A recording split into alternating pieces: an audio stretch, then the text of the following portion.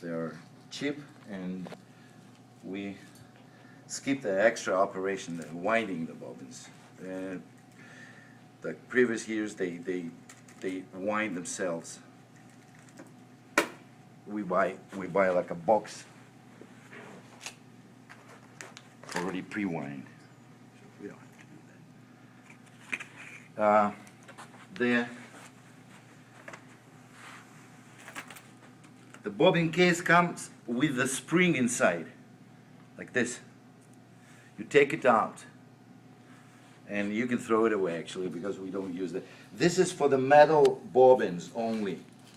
It adjusts the tension of the bobbin in the bobbin case. We don't need it for the paper. Since we use papers, just throw this away. If you don't, your paper bobbin will not work in the machine. A small detail, you don't need it. Okay, and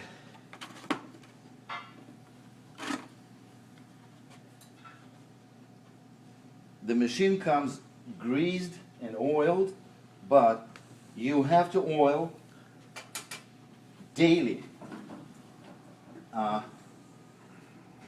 the bobbin case, the rotary hook for the bobbin case.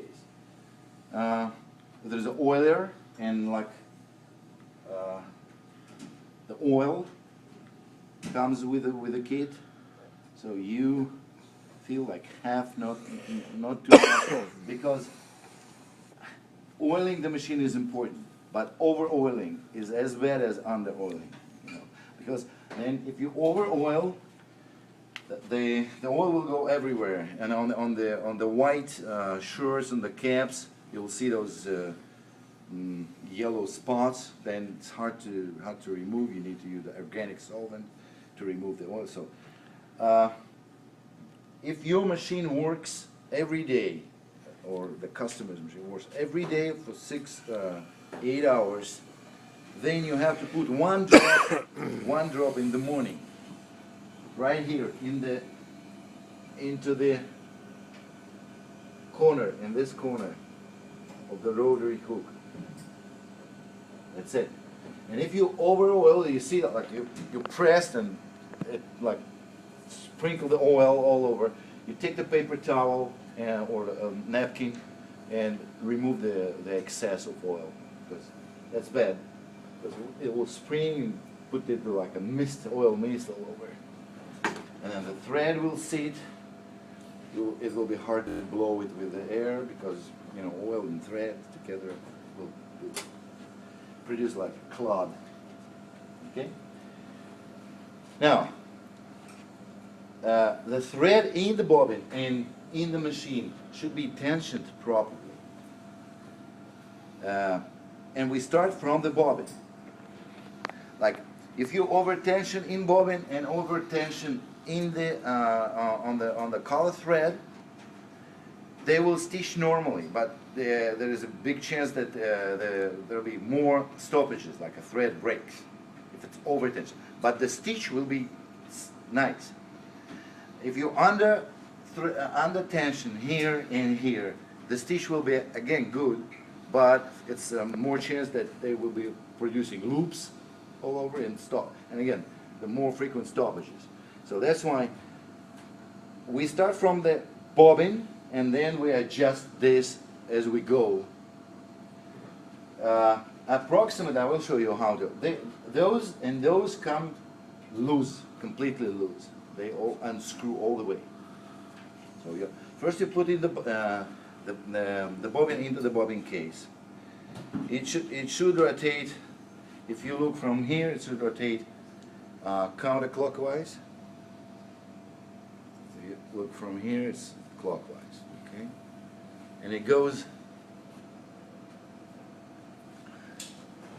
into this slot and under the tension spring, and that's where at that point you check the thread tension. So the right tension is when the bobbin case does not slide by itself under the weight. It sits, but if you shake it, it goes down and stops. like a 3-4 inches, goes and stops. That's the right. There are no gauges. They say that the rabbit I never met for measuring the tension into the bobbin case, but that's the method. It does not go by itself, but if you shake it, it goes down and stops. Does not continue going down, and that's the right tension. The tension is adjusted by this one small screw. So if you screw it in, it increases, and if you screw it out, it decreases the tension on the thread. Okay. After this is measured, you put make 2 rounds in this spiral. It's a hook. It's a spiral hook here. It keeps it exactly opposite the needle, and make it easy for the needle thread to pick up the bobbin thread. Okay, and you take it like this, put it into the rotary hook and clip, and that's it. Actually, it's very much the same, similar like any sewing machine. Embroidery machine is a sewing machine. It's the same. The way it produces stitches is absolutely the same. The only thing is different that we have a hoop and an X and Z motors that are moving, and it's computer control, and that's it. Okay, so when you put this, the rough adjustment is like this. So it comes loose like this, just a couple of rounds,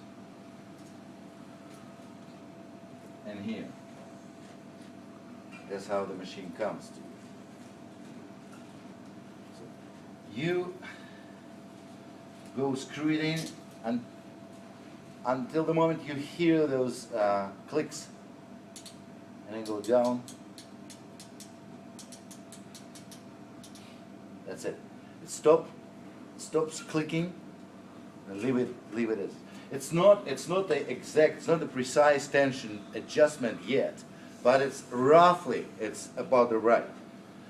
The precise is done with the test, stitching test. When you do the stitching and look at the stitching, you can see how good is the back. You actually see on the back, and I will show you on the samples. If you see a lot of color thread on the back, like you stitch blue, it's blue on the face and it's completely blue on the back, it's wrong. It's not enough tension in the blue, so the more tense bobbin thread pulls it inside, and that's how the blue appears on back.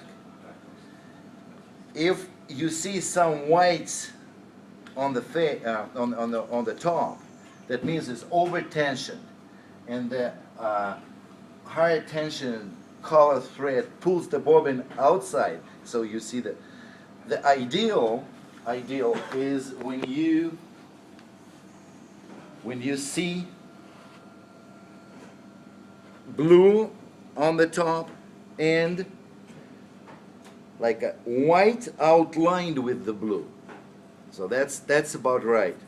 Those letters are too tiny, like this. The T, it's you can see on the T. It's white inside and the outline with the blue, and that's the right tension. So if it's over tension, the blue thread is over tension, you will start noticing white on the sides, especially if the backing or background is like dark. You will see momentarily the bobbin thread in here.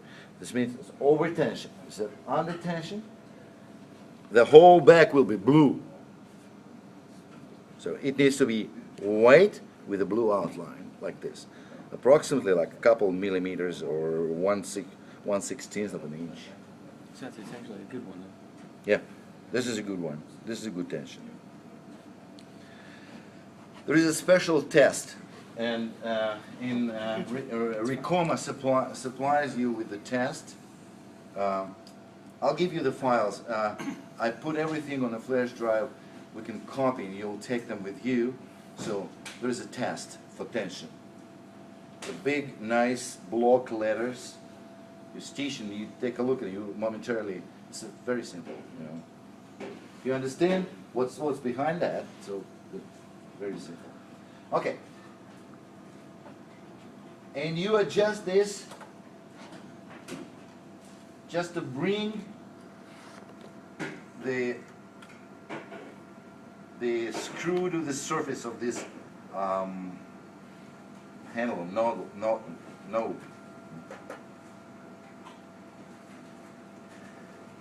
It's rough adjustment again, but it works. The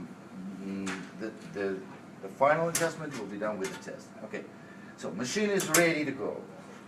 So what we need to do now, we plug it in, and there is a switch on the back,